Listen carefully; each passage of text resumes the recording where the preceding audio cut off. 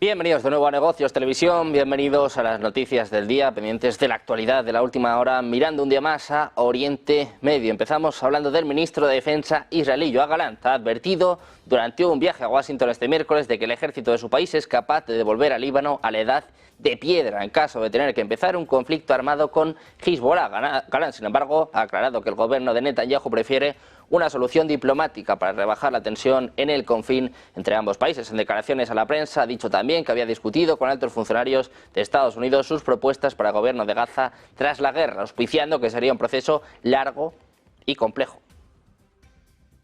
Pendientes de Israel, miramos también a sus fuerzas de defensa. Las FDI han anunciado este jueves la finalización de 2 ejercicios militares en la frontera norte con el Líbano que tuvieron lugar la semana pasada. La 12ª Brigada Golani y la Brigada de Paracaidistas de Reserva llevaron a cabo los ejercicios en el Monte Dov y el Monte Hermón para aumentar la preparación del Comando Norte y preparar y practicar escenarios de futuros conflictos en la zona, es lo que dicen las FDI. Mientras una brigada se centró en el uso de fuerzas de infantería, blindados y de fuego, la otra trabajó en las capacidades de movimiento en un terreno enredado y el uso de fuego gradual. Las FDI revelaron la información en medio de crecientes tensiones con Hezbollah y poco después la Embajada de Estados Unidos en Beirut aconsejó a sus ciudadanos evitar visitar el sur del Líbano y la frontera entre Líbano y Siria en medio de un entorno de seguridad complejo.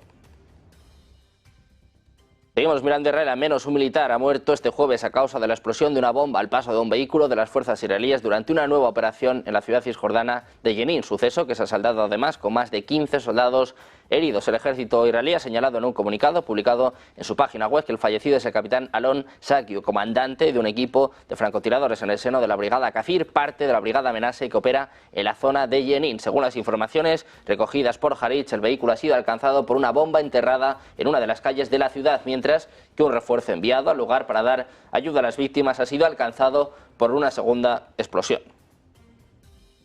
Miramos a la Embajada de Estados Unidos en Beirut. Como les contábamos, ha emitido este jueves una advertencia instando a los ciudadanos estadounidenses a abstenerse de viajar al Líbano debido al complejo entorno de seguridad. En un comunicado dicen, en particular, llamamos atención sobre el resumen del país, que advierte que el gobierno libanés no puede garantizar la protección de los ciudadanos estadounidenses contra brotes repentinos de violencia y conflicto armado. Añade que los ciudadanos de Estados Unidos en el Líbano no deberían viajar al sur del Líbano, a la zona fronteriza entre Líbano y Siria, ni a los asentamientos de refugiados. Esta advertencia se produce en medio de crecientes tensiones en la zona. La embajada enfatizó la importancia de mantenerse informados sobre los acontecimientos en curso mediante el seguimiento de actualizaciones de noticias. Rusia dice que Israel prueba un misil capaz de llegar a Teherán, es lo que muestra un informe. El sitio web Raybar se refiere a la prueba de lanzamiento del sistema de propulsión de cohetes que el Ministerio de Defensa actualizó este lunes y afirmó que se trataba de una prueba relacionada con una guerra total con el Líbano. Según el sitio web, el lanzamiento se produjo desde la base de Palmajim y el misil cayó entre 1.700 y 1.800 kilómetros del lugar de lanzamiento. En Malta informaron de un accidente en el mar Mediterráneo. Dice este medio que verificó los datos y encontró restricciones de vuelo y de tráfico hacia el este de Malta en las mismas fechas. Según el informe, los israelíes deben haber intentado algo serio. Esta distancia es similar a la distancia entre Tel Aviv y Teherán. Hablamos también de la ONU, del mecanismo de veto en la ONU, que no va a desaparecer bajo ninguna circunstancia, lo que afirma el secretario general de la Organización Mundial, Antonio Guterres, en una entrevista exclusiva. Dice que aún queda una cuestión muy difícil, que es el veto, que el mecanismo de veto no va a desaparecer bajo ninguna circunstancia, pero dice ha habido algunos avances en las relaciones entre el Consejo de Seguridad y la Asamblea General. Añade que cuando se impone un veto, la Asamblea General recibe aclaraciones del Consejo de Seguridad. Dice Guterres que cree que hay aspectos de los métodos de trabajo del Consejo de Seguridad que se pueden mejorar. Además, añade que es importante aumentar la eficacia y fortalecer la legitimidad del Consejo de Seguridad, ya que la ONU en su conjunto está pagando un alto precio cuando el Consejo de Seguridad no puede resolver el problema. Pendientes un día más del Mar Rojo. Un buque mercante ha sido alcanzado este jueves en un nuevo ataque con proyectiles cuando navegaba en el Mar Rojo al oeste de la ciudad yemení de Hodeida, sin que por ahora haya informaciones sobre víctimas. Es lo que informa la empresa de seguridad británica Embry. Dice que un buque mercante ha sido alcanzado por un proyectil a 84 millas náuticas al oeste de Hodeida, en Yemen, antes de agregar que el buque transitaba en dirección sur cuando emitió una señal de alarma. Asimismo, ha manifestado que un buque de guerra se está acercando para ayudar al buque. Añade que en el momento del incidente el buque se dirigía a Damán, Arabia Saudí, según ha recalcado, sin que por el momento haya más detalles sobre la bandera del buque alcanzado. Pendientes de Corea del Norte, les contamos que ha llevado a cabo con éxito una importante prueba destinada a desarrollar misiles con múltiples ojivas. Es lo que apunta este jueves la Agencia Estatal de Medios KCNA, una afirmación rechazada por Corea del Sur como engaño para enmascarar un lanzamiento fallido. Corea del Norte dijo que la prueba se llevó a cabo este miércoles utilizando el motor de combustible sólido de primera etapa de un misil balístico de alcance intermedio. El envío se produjo un día después de que el ejército de Corea del Sur dijera que Corea del Norte había lanzado lo que parecía ser un misil hipersónico frente a su costa que explotó en el aire.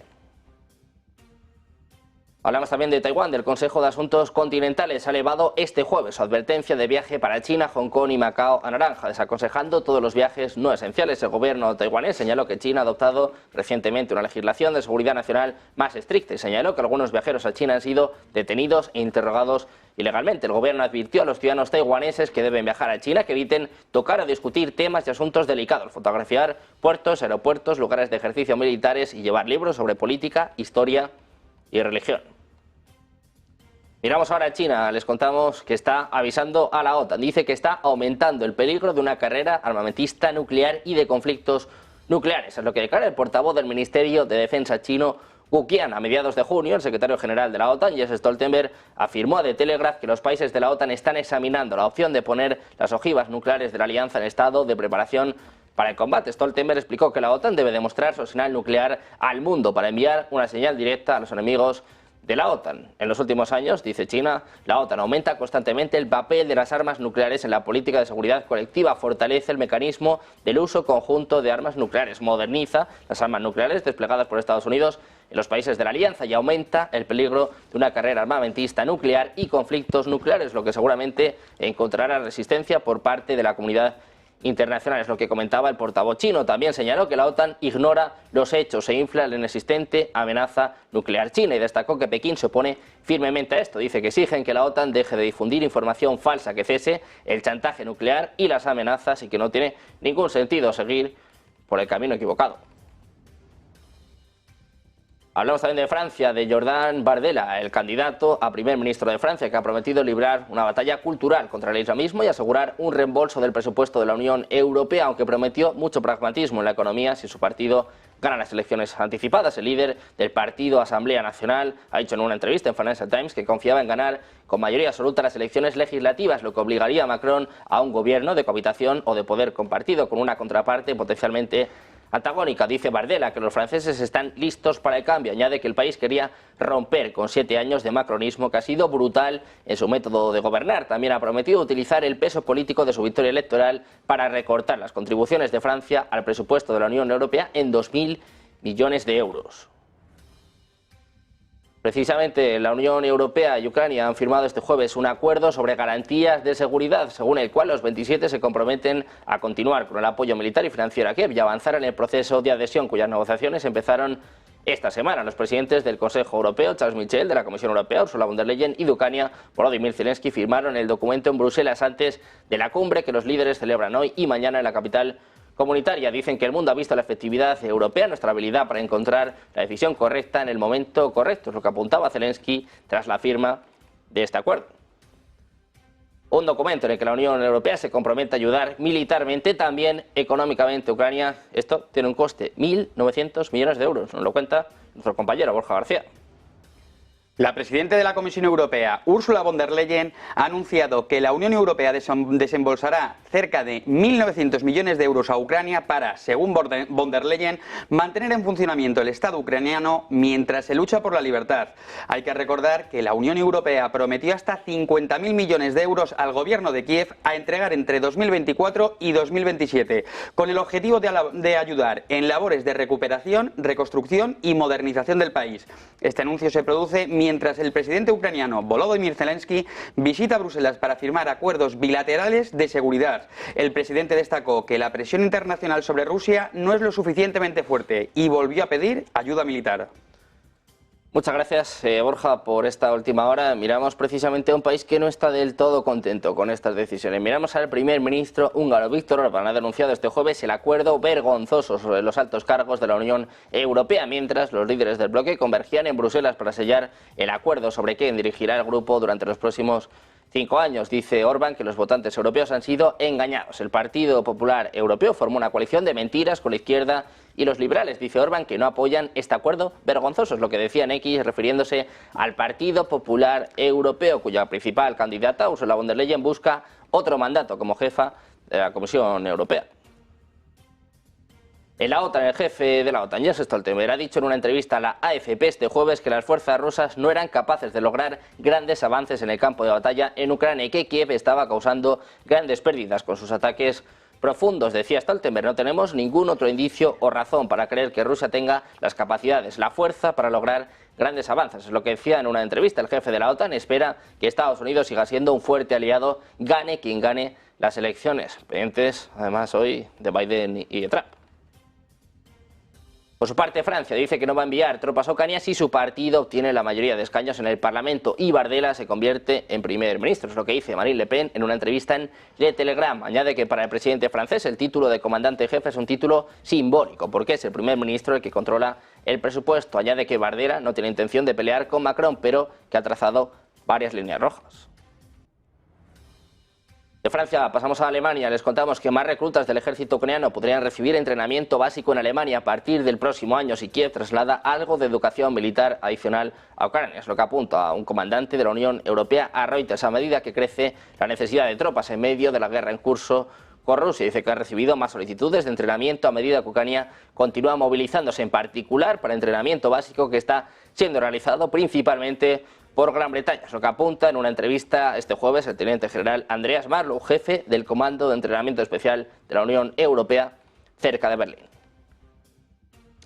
Miramos también a una de las citas clave del día de hoy, al debate presidencial en Estados Unidos, el primer debate, primer cara a cara entre Donald Trump y Joe Biden. Lo saben, pueden seguirlo durante esta noche en Negocios Televisión, pero hemos hecho una previa. Hoy estábamos con José Luis Orella, que nos cuenta que Biden tiene las de perder. Escuchamos. Siempre tiene a su favor que su firmeza de carácter, esa personalidad tan controvertida que él tiene, ese carácter. No obstante, también tiene una consecuencia positiva. Es la firmeza, es la señal un poco de estabilidad. Saben que a nivel de política internacional Trump representa lo que siempre ha representado Estados Unidos. Es la primera potencia y siempre va a velar por los intereses estadounidenses. Por la parte de Biden es cambiar un poco esa imagen que también podemos tener un poco deformada desde Europa, bueno, pues de un liderazgo que si a nivel de gobierno interno ha conseguido incluso mayorías aprovechando los problemas internos de los republicanos, consiguiendo aprobar muchas propuestas internas, sí que Biden da una imagen de nada de seguridad, nada de estabilidad. Tiene además una vicepresidenta que no aprovechó ese hueco para apuntalar la presidencia, sino que está absolutamente... Y precisamente mirando a Biden, vamos a analizar la relativa ausencia del mandatario de Estados Unidos durante 5 días, que, según apunta Fox News, se debería a su preparación para el debate contra Donald Trump, que se va a celebrar este jueves, lo que plantea preguntas sobre sus capacidades para cumplir las tareas habituales de su trabajo, mientras se alista para una discusión de 1 hora y media con su rival en las próximas elecciones. Es lo que afirma el periodista estadounidense de Fox News, Sean Hannity. El presentador asegura que Biden ha estado escondido en la residencia presidencial de Camp David en Maryland, que al menos 16 asistentes están ayudando a Biden a prepararse con debates simulados y sesiones de estrategia. Además, según los informes, la semana intensiva de preparación del debate de Biden también incluye ejercicios en los que Biden practica estar de pie durante 90 minutos seguidos. Hannity sugirió que la ausencia y preparación tan prolongada para un debate genera dudas sobre si Biden es capaz de dirigir el país. Miramos también a Polonia. Los líderes de Polonia y los países bálticos pidieron en una carta conjunta que la cumbre europea que comienza este jueves en Bruselas aborde el tema de la protección de las fronteras comunitarias con Rusia y Bielorrusia. En una carta cuyo contenido ha sido divulgado hoy en Polonia, el primer ministro polaco Donald Tusk, la primera ministra de Estonia Kaja Kallas, la primera ministra de Letonia Vika Silina y el presidente de Lituania Gitanas Nausėda reclaman una iniciativa de defensa para proteger a los europeos hoy y en los años venideros. Según los firmantes, la construcción de un sistema de infraestructura de defensa a lo largo de la frontera exterior de la Unión Europea con Rusia y Bielorrusia abordará la urgente necesidad de proteger a la Unión contra amenazas militares e híbridas. La OTAN se ha manifestado sobre esta cuestión. Jens Stoltenberg dice que no tiene nada en contra de que la Unión Europea financie la construcción de fortificaciones en la frontera de Polonia y los países bálticos con Rusia y Bielorrusia. Lo más importante para la alianza es hacerlo, es lo que afirma el secretario de la OTAN, Jens Stoltenberg, en una conferencia de prensa conjunta con la primera ministra estonia, Kaja Kallas. Dice que en la OTAN los países miembros determinan qué instalaciones militares y infraestructura tienen que construir. Añade que cómo financiarlas es una decisión nacional y que si los países pueden financiarlo, eso es bueno. Si pueden atraer fondos de la Unión Europea, es asunto suyo. Dice Stoltenberg que lo más importante es hacerlo. También ha comentado el llamamiento de Polonia, Estonia, Letonia y Lituania dirigido a la Comisión Europea para que destine fondos precisamente para la construcción de fortificaciones e infraestructura militar en la frontera con Rusia y Bielorrusia, con el fin de proteger a los países europeos de las amenazas militares de Moscú. Precisamente mirando a Moscú, vamos a hablar de Dmitry Medvedev. El expresidente ruso ha llamado la atención sobre el hecho de que los intentos de procesar a funcionarios de otros países pueden entenderse como un motivo para declarar la guerra. Comentó así las órdenes de detención de la Corte Penal Internacional contra funcionarios rusos, entre los cuales, recordemos, incluso está el presidente ruso Vladimir Putin. Señaló que algo así nunca había sucedido en el siglo XX. Dice que detrás de tales acciones están los estados que son abiertamente antirrusos. Le escuchamos. Решение об аресте его должностных лиц может стать актом объявления войны и тоже рассматриваться как казус белли. Шестое. Создание... Medvedev ha pedido que estas órdenes fueran retiradas inmediatamente, ya que si uno de los funcionarios rusos alguna vez fuera arrestado en el extranjero basándose en una orden que no tiene fuerza legal en Rusia, entonces podría interpretarse como un motivo para declarar la guerra. Precisamente hablamos de Rusia, del crucero misilístico Varyag, el buque insignia de la flota del Pacífico, una de las 4 flotas rusas que ha realizado una serie de ejercicios en el mar Mediterráneo. En particular, practicó la destrucción de embarcaciones no tripuladas y armas de ataque aéreo, búsqueda y eliminación de submarinos enemigos con bombas de profundidad, además de simular un ataque a un buque de superficie enemigo, es lo que comunica el Ministerio de Defensa ruso. Destaca que la tripulación se enfocó en misiones de detección y destrucción de objetos pequeños de alta velocidad en mar abierto, en referencia a drones suicidas navales cargados con explosivos. Como parte de dicha misión, los marineros crearon una cortina de humo cerca de la nave, mientras que los artilleros de grupos de apoyo se entrenaron para distribuir objetivos ante un ataque masivo de drones suicidas navales. Anteriormente se informó que el grupo naval ruso de la Flota del Pacífico, que opera estos días en el Mediterráneo, había llevado a cabo ejercicios militares conjuntos con la Armada de Egipto.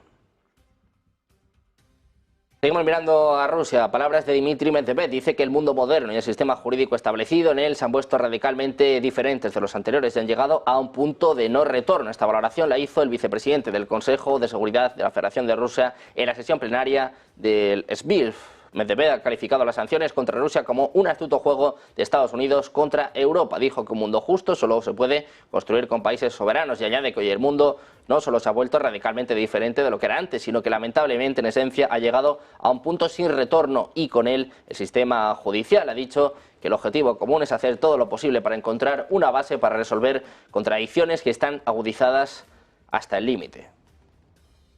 Hablamos ahora de Ucrania. Dice haber repelido un ataque de grupos de sabotaje y reconocimiento rusos en una tercera zona fronteriza de la región ucraniana de Kharkov, donde ya hay activos más hacia el este otros 2 frentes separados. Según el canal de Telegram ucraniano Deep State, los combates continúan en Sonitsky Kozachoch, la localidad en la que Rusia ha lanzado un nuevo ataque, mientras un portavoz ucraniano ha asegurado que la situación está bajo control de las fuerzas de Kiev. Dice que ayer Rusia intentó llevar a cabo operaciones en combate en dirección a la localidad de Sonitsky Kozachoch de la región de Kharkov. Pendientes de Ucrania, miramos ahora al presidente ucraniano Volodymyr Zelensky. Ha confiado este jueves en que Francia esté en el lugar correcto de la historia y siga apoyando a Kiev, gane quien gane las elecciones parlamentarias, cuya primera vuelta se va a celebrar este domingo con Marine Le Pen como favorita. Las elecciones son una decisión de uno u otro país, dice Zelensky. No podemos presionarles y no queremos hacerlo. Se trata de la libertad, de los valores por los que estamos luchando y por eso espero que muchos países estarán en el lado correcto de la historia, de nuestro lado. Es lo que decía Zelensky en declaraciones a la prensa desde Bruselas cuando se le preguntó por los comicios franceses. Hablamos de nuevo de Rusia, en este caso, informaciones de la agencia Bloomberg habla de los meses que siguieron al conflicto en Ucrania y las restricciones occidentales punitivas impuestas en respuesta. Esto hizo que Rusia reuniera una flota paralela para transportar su petróleo por todo el mundo. Ahora hay cada vez más pruebas de que Moscú ha comenzado a hacer lo mismo con el gas natural licuado el gas, que es clave para los planes del Kremlin de impulsar las exportaciones o reabastecer las arcas gubernamentales y financiar su maquinaria de guerra, pero que requiere una participación del mercado mundial de GNL, ahora que el alguna vez lucrativo comercio europeo de gasoductos casi ha sido cortado. Pendientes también de Bolivia, del intento de golpe de Estado que tuvo lugar durante la noche de ayer, un golpe que sigue teniendo consecuencias. Al menos 10 militares han sido arrestados, nos lo cuenta nuestro compañero Borja García. Efectivamente, al menos una decena de militares han sido detenidos este jueves en Bolivia por su presunta implicación en el intento de golpe de Estado. El golpe habría estado encabezado por el general Juan José Zúñiga y el comandante de la Armada, Arnes Salvador. El ministro del Gobierno de Bolivia, Eduardo del Castillo, ha indicado que todos ellos se encuentran ya bajo custodia, mientras las autoridades siguen tratando de identificar toda la red de apoyo al alzamiento militar. Recordemos que en el día de ayer el general Zúñiga y sus hombres tomaron en la ciudad de La Paz la Plaza Murillo y el Palacio Quemado, antigua casa del gobierno, anunciando un nuevo gabinete. Sin embargo, horas más tarde el comandante fue destituido, las tropas regresaron a los cuarteles y el golpe quedó disuelto. Los pendientes de Bolivia, muchas gracias Borja. Miramos también a Estados Unidos, a la administración del presidente estadounidense Joe Biden, que teme en vísperas de las elecciones presidenciales que las sanciones contra Rusia, Irán y Venezuela puedan provocar un aumento de los precios del petróleo, es lo que informa el Wall Street Journal. Citando fuentes, el periódico escribe que la administración Biden, con vistas a las elecciones que se van a celebrar en noviembre, quiere mantener estables los precios del gas y aumentar el suministro de petróleo a los mercados mundiales, pero al mismo tiempo continuar con la introducción de duras medidas contra Rusia, Irán y Venezuela. Esta política, dicen, ha dado lugar a sanciones contra los principales productores de petróleo más leves de lo esperado. Como explicó un alto funcionario de la administración de Estados Unidos, el presidente quería garantizar el precio más bajo posible del combustible para los consumidores estadounidenses. Y mirando a Estados Unidos, pendientes también del dato de PIB que hemos conocido, se desacelera la economía estadounidense, nos lo cuenta Borja García. El Producto Interior Bruto de Estados Unidos creció un 1,4% en el primer trimestre de 2024, según la segunda revisión llevada a cabo por la Oficina de Análisis Económico. Aunque esta cifra es una décima superior a la estimación anterior, que era del 1,3%, supone un frenazo a la economía de Estados Unidos. Todo apunta a que los altos tipos de interés mantenidos por la Reserva Federal para combatir la elevada inflación que sufren los norteamericanos han hecho mella en el país, que ha pasado de crecer un 3,4% en el cuarto trimestre de 2023 a tan solo el 1,4% de este primer trimestre de 2024. Los pendientes de Estados Unidos, de su economía, miramos también a la última advertencia por parte del vicepresidente del Consejo de Seguridad ruso, Dmitry Medvedev. Ha dicho este jueves que Estados Unidos está a un paso de perder la Guerra Fría. En su intervención en la sesión plenaria del Foro Jurídico Internacional de San Petersburgo, Medvedev ha afirmado que en algún momento Estados Unidos creyó que habían ganado la Guerra Fría. Dice que esto fue un error muy grave. Además, añadió que no solo no lograron, sino que están a un paso de perderla. Sus comentarios se producen después de que el portavoz del Kremlin, Dmitry Peskov, comentara que Rusia está considerando diferentes opciones para responder a las acciones hostiles de Occidente, incluida la degradación de las relaciones diplomáticas.